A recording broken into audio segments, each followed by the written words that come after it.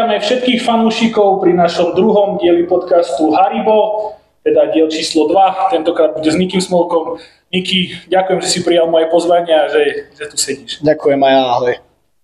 Kto by nevedel, Niki Smolka je náš brankár a takisto aj mládežnícky tréner a dnes sa pobavíme o tom tvojom mládežníckom pôsobení v Dolnom Kubíne. Vieme, že si mal trojročnú anabázu v Žiline a možno aj o tej nadchádzajúcej sezóne a troška možno nejaké veci prezradíme z kabíny. Fanúšikom sme ponúkli otázky, ktoré boli veľmi štiplavé a zaujímavé, takže na konci možno troška takej vtipnosti. Miki, na začiatok, ako si sa ty dostal k hokeju? Dostal som sa k hokeju vlastne tak, že ma rodičia doniesli na zimný štadión už v roku 2006, vlastne ja som ročník 2004, mal som skoro 3 roky, takže ešte 2. A vlastne hrám ho doteraz, mala by to byť už 18. sezóna a zatiaľ ma to baví, tak uvidíme, čo ďalej. Vieme, že v tých mládežníckych kategóriách to vybratie toho postu nie je vždy hneď na tom začiatku, ale kedy si sa ty dostal do brány, keďže je to také možno aj pre deti taký špecifický post, že po tebe niekto strieľa a povedzme si, že teraz už v tej mužskej kategórii bavili sme sa o tom Marcelovi Petránovi, že keď takýto obranca po tebe vyšle od modrej strelu, tak ty si kedy prišiel do tej brány? Tak do brány som prišiel vlastne v roku 2012. Ani neviem ako. Vlastne rodičia mi vraveli, že boli majstrovstvá sveta v hokeji 2012, že Jano Laco dobre chytal a že vtedy som povedal, že idem do brány. Tak otco moc nechcel, aby som šiel, ale tak vyskúšal, že vyskúšajú, vidíme. A vlastne už som nechcel potom ísť do útoku, aj keď oco chcel, aby som stále hral v útoku, ale mňa to ako držalo v tej bráne, páčilo sa mi to a som vlastne doteraz v nej. Tak.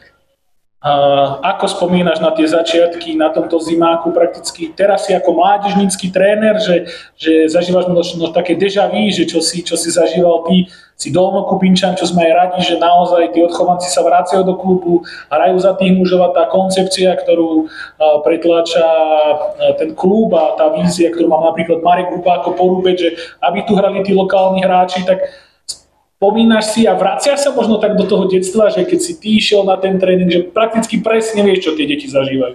Áno, tak nie je to tak ďaleko, keď ja som bol ešte v mládežníckych kategóriách, predsa mám len 20 rokov, ale je to pekné vidieť tie deti, ako vyrastajú, že možno aj ja som tak vyrastal, viem im poradiť, hej, že toto robte lepšie, toto som ja robil horšie, že možno budete inde, alebo tak ďalej. A vlastne je to dobré podľa mňa, že tie deti vidím, ako som ja vyrastal, ako oni vyrastajú a chcem im dať len to najlepšie, čo som sa ja naučil a dúfam, že im to pomôže. Keď prejdeme tým tvojim postupným vývojom, tak na 3 roky si zmizol možno tým dolnokubinským fanúšikom z radaru. Povedz niečo o pôsobení v Žiline. Tak v Žiline vlastne bol to taký prelom, že som končil základnú školu, šiel som na strednú, a tak sme si aj tak sadli aj tu s Marekom Hubom, aj s rodičmi sme komunikovali, že čo ďalej. A vlastne bol tam záujem zo strany Žiliny, vlastne od trénera brankárov. A ako sme sa na tom dohodli, že teda pôjdem tam. A to pôsobenie v tej Žiline si pochválujem, myslím si, že mi to aj dalo veľa vlastne. A bolo to tam super od partie, cez fungovanie klubu až po všetky ostatné veci, tak myslím si, že mi to len dalo do kariéry a dúfam, že možno sa tam niekedy ešte vrátim. Do extraligy. Povedz nám niečo možno o tom pôsobení, či už v tých mládežníckych kategóriách, ako to vyzeralo, ale ty si sa objavil aj v mužskej kabíne, tak mňa zaujíma to, tým, že pracujem pre typo z SHL, tak vedeli sme o Žiline, bol tam Tomáš Tomek, brankár a podobný skúsený golmani, tak čo si možno videl v tom mužskom hokeji a čo vieš implementovať teraz?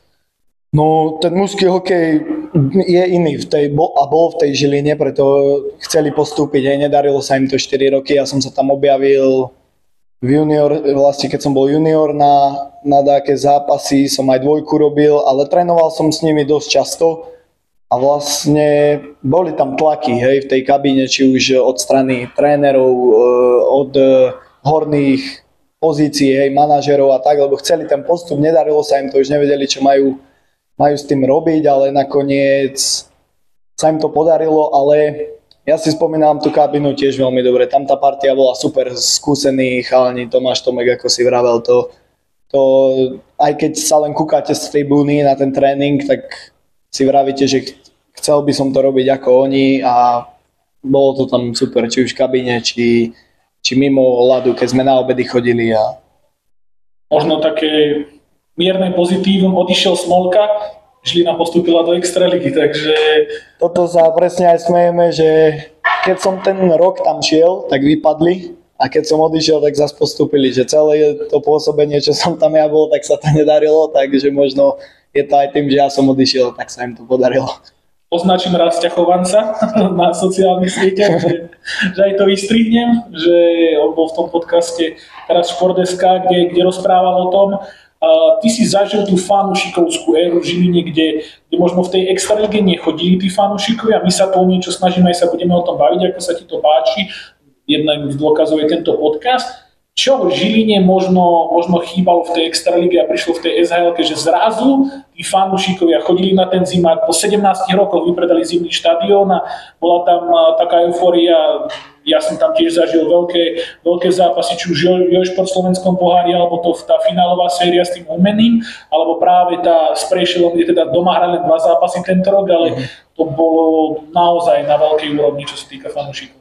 Tak zmenilo sa tam celkovo vedenie a manažéri, Rastio Chovanec tam prišiel a tento celé inak tak poňal, chcel presne dotiahnuť ľudí na ten štadión a chcel, aby sa vlastne zo Žiliny stala nejaká značka toho, aby ten hokej nebol, že len prídem na hokej, popozerám a idem domov, ale nech tí ľudia žijú aj na tých sociálnych sieťach s nimi, nech vidia aj tie zákulisné veci, ktoré ľudí zaujímajú.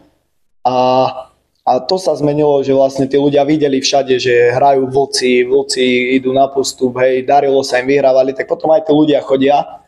A bolo to tam fakt tie finálové série s Martinom, s Humeným, to bolo niečo neskutočné. Tam človek prišiel na ten štadión a mal zimomriavky, lebo tam sa hučalo, či už v Martine, či už v Žiline, hej, to bola rivalita a tí diváci si myslím, že hnajú tých hráčov.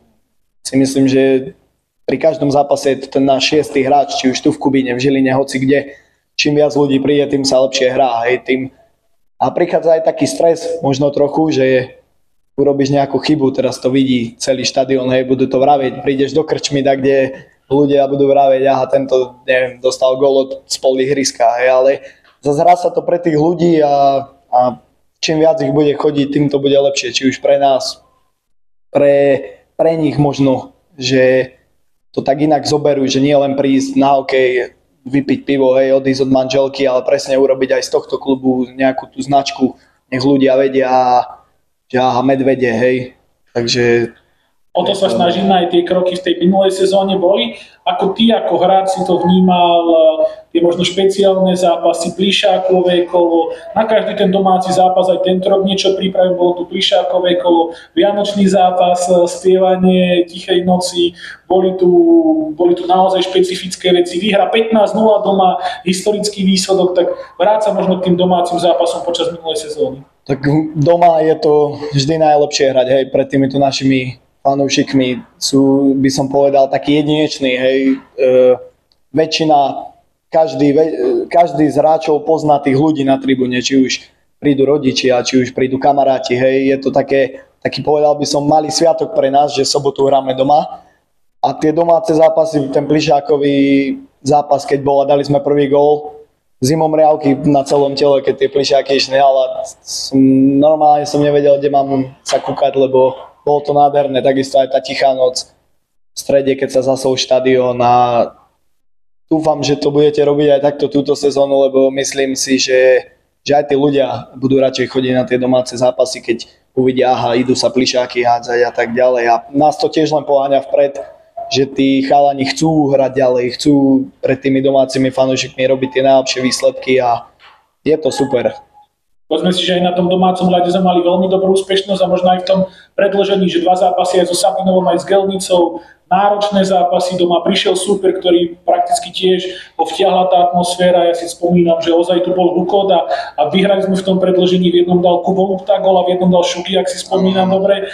Tak čo hovoríš na tieto emócie? Naozaj sme sme ten taký rodinný klub, keď to tak môžeme povedať, že máme tu teraz už 2 hráčov zo zahraničia, ale tá väčšina chalákov je, ty si z Kubína, prakticky s Jonákom, so všetkými, s Hrinskom sa poznáš celý život, chalani sú, neviem, Jaso z okolia námestova a podobne, tak je to špecifikum v tej súťaži v tom Kubíne, že naozaj prídeš do Kubína a krstná mama, bratranec, sesternica prídu na ten zimák? Je to podľa mňa aj v tom presne, že viac menej tí chalani, čo sme v šatni, sú spätí. Hej, niektorí sme fakt rodiny a chodíme či už cez leto na oslavy, každý s každým, že není to len také, že začína august, uvidím chalanov a v marci, keď sa skončí sezóna, tak už koniec. Hej. A my sa fakt celý rok sa stretávame, či už na nejakých oslavách, ako som už vravel, ale je to tá kabína je špecifická proste. Myslím si, bol som ako v Žiline, bol som sezónu v Ružomberku, aj tu v Kubíne, ale keď som teraz prišiel naspäť do Kubína ako týmto chalanom, tak lepšiu partiu som akože nezažil. Fakt, vieme sa podporiť, vieme si posrandovať, hej.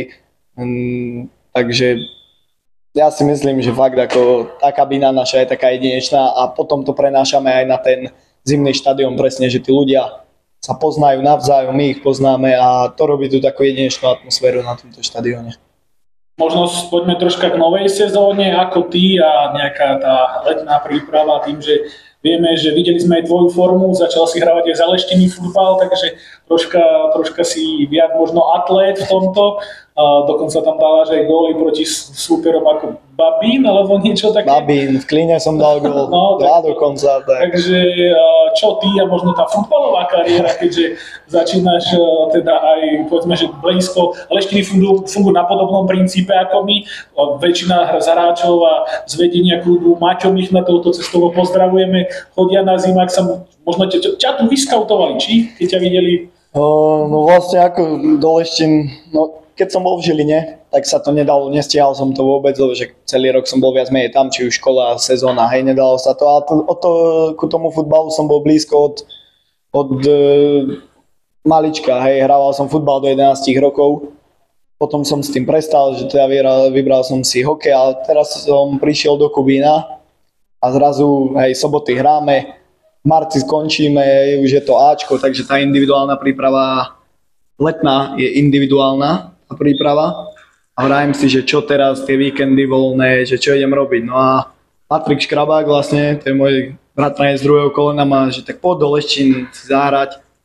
Tak vrajem, že dobre, že idem. Ešte nám tam aj pomohol ten turnaj v Pokrývači, keď som im dal 5 gólov a tak sme sa tako dohodli, to tam bolo jednoduché a som rád, že aj ja im môžem pomôcť a že aj oni mi vlastne v tej letnej príprave pomáhajú.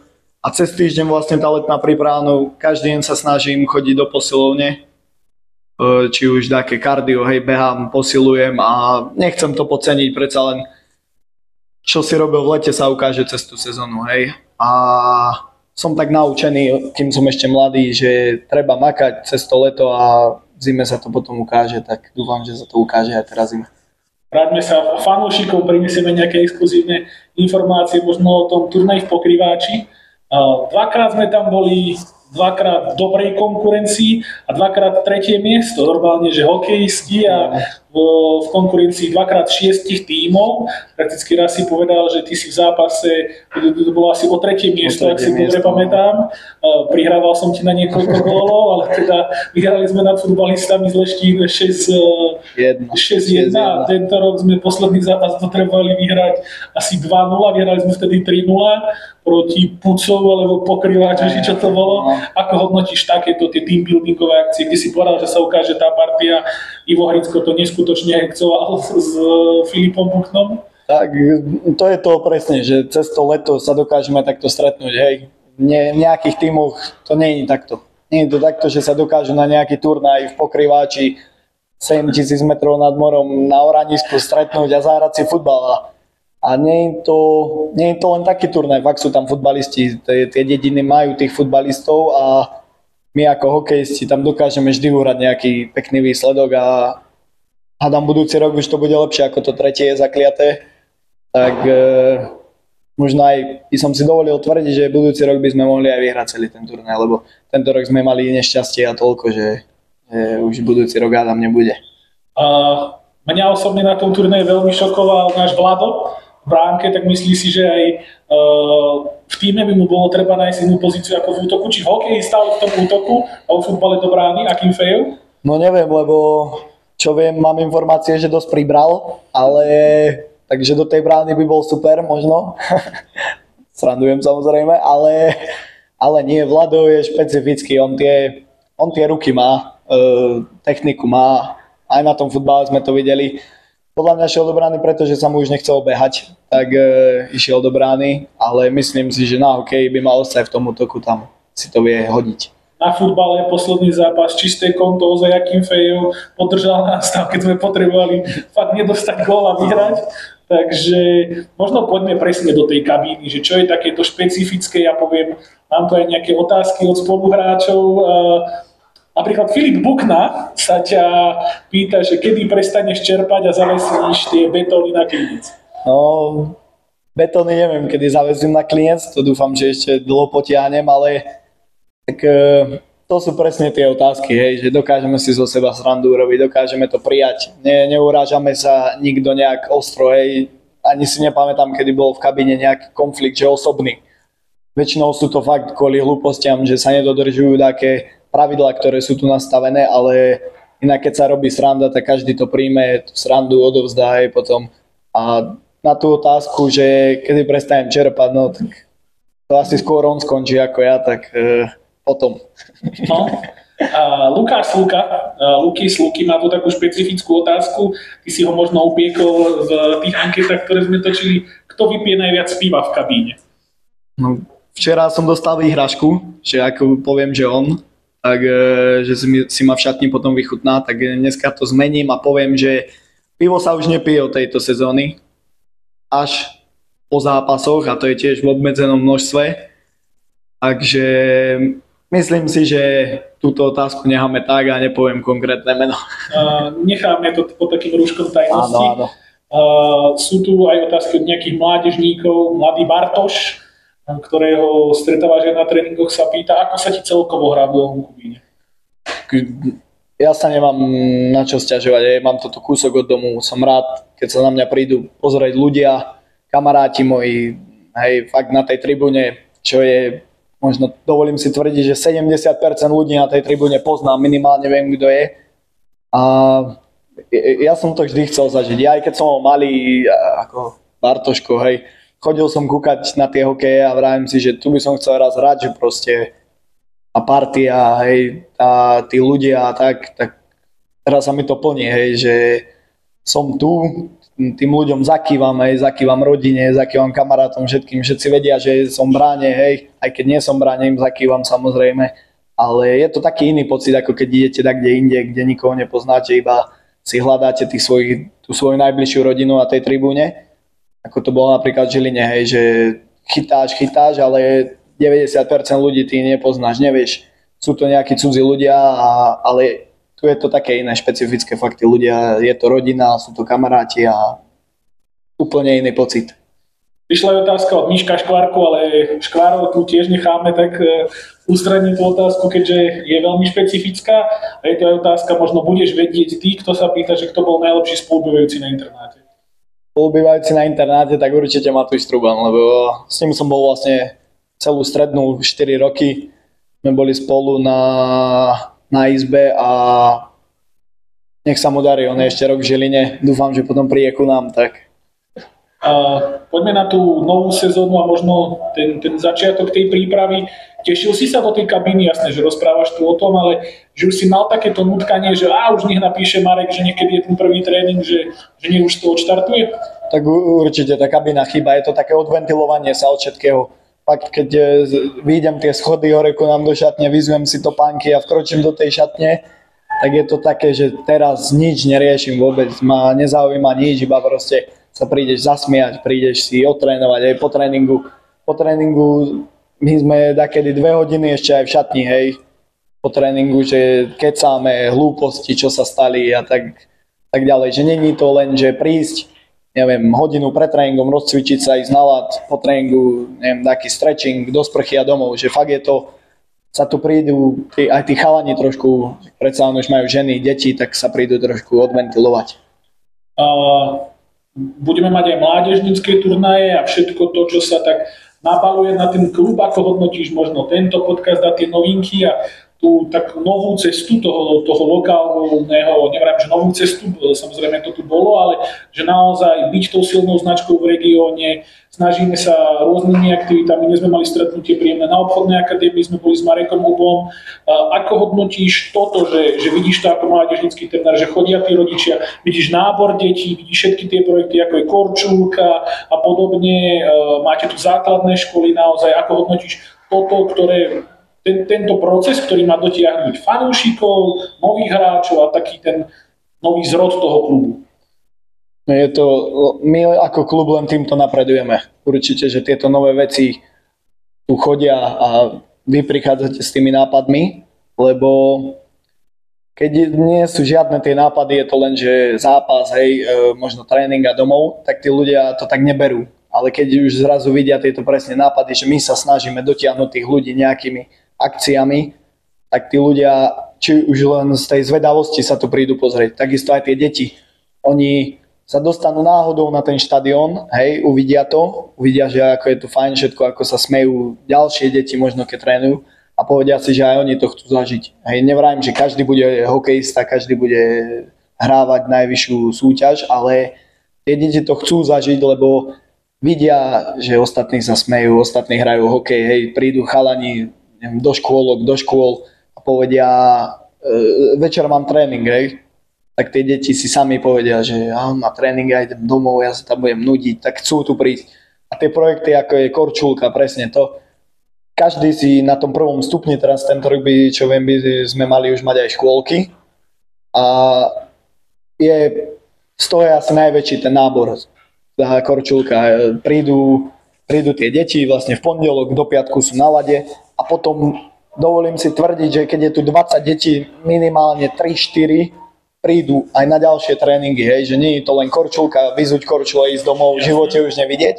Sú aj takí samozrejme, ale že nemajú vzťah k tomu hokeju, alebo teda nechcú, boja sa jedno s druhým, ale tie 3-4 deti tu každýkrát prídu, že s rodičmi, že ten môj chce hrať hokej. A my potom sme už tu my na to tréneri, vedenie, aby sme mu zabezpečili tie najlepšie podmienky ku tomu, aby on sa mohol vlastne rozrastať, či už športovo, ale aj po tej psychickej, mentálnej stránke. Lebo predsa len nejdem vraviť, ale v tejto dobe je už to také, že tie deti si robia, čo chcú, hej, niektoré. Ale tu prídu na ten hokej, je zrazu pravidlá, vtedy máš zraz, vtedy musíš prísť, hej. Potom sú tam nejaké, nechcem to povedať, že tresty, ale disciplína, hej.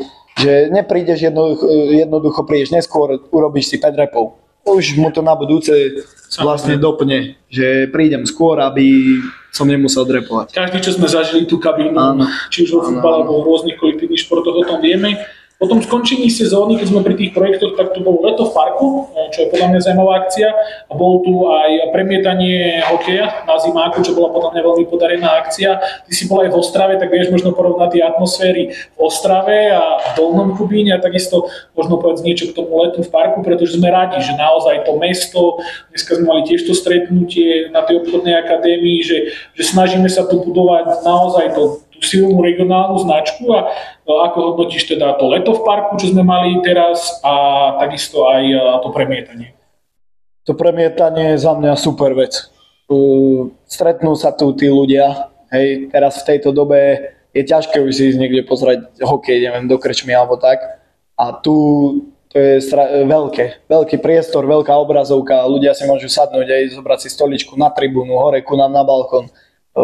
Sú v tom prostredí zimného štadióna a to ich možno si aj tak povedia, kto nebol na hokeji, možno nikdy v živote, tak si teraz povie, že veď bol som tu na futbale, príjem sa cez zimu pozrieť na hokej. Že aj futbal, aj hokej sa premietal. Áno. Tak to beriem tak celkovo. A to leto v parku je tiež pozitívna vec. Len pozitívna. Čím viac sa my budeme ukazovať na oči ľudí, tak tým viac ľudí príde sem. A to leto parku vlastne išlo o to, že si človek vyskúša tie základné hokejové, chytí si hokejku, rukavice, vystrelí si na bránu, dostane odmenu a že ako zhruba, aby vedel, ako to funguje aj na tom ľade. Tie deti tu neprídu s tým, že otrénujú si hodinu a idú domov. Taktiež sa snažíme o to, aby tie deti prichádzali s radosťou, odchádzali s radosťou, doma vraveli a ďalej vraveli, že aké super tréningy tu sú. A snažíme sa aj ako potom odmeňovať tiež tými cukríkami na konci, že vedia, že keď budú celú hodinu makať, dostanú potom nejaký cukrík. Dnes z okolností bol taký vtipný turnaj, keď som prišiel Pribíš, Pucov, Žaškov, Istebné. Je aj možno toto taká tá vtipná časť, že tie deti máme z tých dedín, aj sú aj tu z Kubína, jasné, že boli pomiešaní, ale že keď dáte toho kapitána z toho Istebného alebo z toho Pucova, tak prinesie to takúto inú emóciu na ten tréning? Tak určite áno, lebo snažíme sa robiť presne výber z takýchto dedín, že známe dediny na Orave. A tie deti si tak povedia, že tá emócia v tom ostane, hej, že poďme Pucov, hej, si zakričia, poďme Žaškov a tak ďalej, že není to len presne MHK Dolný Kubín, ale treba myslieť aj na tie okolité dediny a takýmto spôsobom, keď je niekto z Pucova, hej, tak do konca života to bude mať nálepku, že je z Pucova, hej. Nebude ho nikto volať ani menom, automaticky bude Pucov, hej, a takisto sú aj tie okolité dediny, tak je to super. Smejeme sa na to my, tréneri, tak. Bolo vidieť na tých deťoch, že majú toho medveďa na drese, ale bojujú aj za tú svoju dedinu. Máme naozaj tú regionálnu tému, aj sa o tom bavíme. Čo hovoríš možno na to, že máme nového spoluhráča v kabíne, neviem, či si sa už s ním stretol, ale také nové posily, verím, že ho dotiahnem aj tu. Neviem, aká je síce jeho rečový fond, ale točili sme predstavenie, dneska to čaká aj teba. Čo povieš možno na slovnú zásobu Piráta, Rusa nového, alebo teda takýchto podobných hráčov, lebo to je v tej kabíne možno to vtipné a možno, verím, že ich raz dostanem aj tu do podcastu. Tak na nového spoluhráča vravím super. Hokejovo vie, ale takisto aj tá rečová vada je úplne v pohode. Trošku počuť ten ruský prízvuk, ale myslím si, že ak bude ako Vlado Spiridonov, tak do mesiaca je náš. A Pirát je špecifický. To je jednoducho osobitná kapitola našej šatne. Ten, keď niečo povie, kedy, respektíve stačí sa vytočiť, on je ako taká časovaná bomba. Keď sa vytočí, už je zle, potom to fakt, to už celá kabína ide do smiechu, lebo to sa nedá takedy vydržať, čo ten povie. Takže možno a na záver, čo pravíš fanúšikom a aké možno, čo pravíš klubu do tej novej sezóny, ty ako mládežnícky tréner, s čím budeš spokojný v tej svojej kategórii a možno aj v tom Ačku a viem, že teda budeš v novej sezóne pôsobiť aj v UMBčke, tak možno aj fanúšikom toto povedať, že tvoje srdce je síce medvedie, ale tú hokejovú kvalitu budeš rozvíjať aj niekde inde. Tak fanúšikovia, ja dúfam, že nás budete podporovať, či už hlavne v Kubíne, ale takisto aj v tej Bystrici. Ak budete mať niekto cestu, tak budem rád, keď nás prídete pozrieť. A do tej novej sezóny tým deťom veľa síl, bez ranenia, aby ich to bavilo, aby boli radi chodili na štadión a ciele do našej sezóny váčku, určite play-off. To je každoročný cieľ a v tom play-off už je možné všetko. Tak uvidíme. Díky, ďakujem, že si prijal pozvanie a fanúšikovia zdravíme a vidíme sa čoskoro v 3. dieli. Ahojte.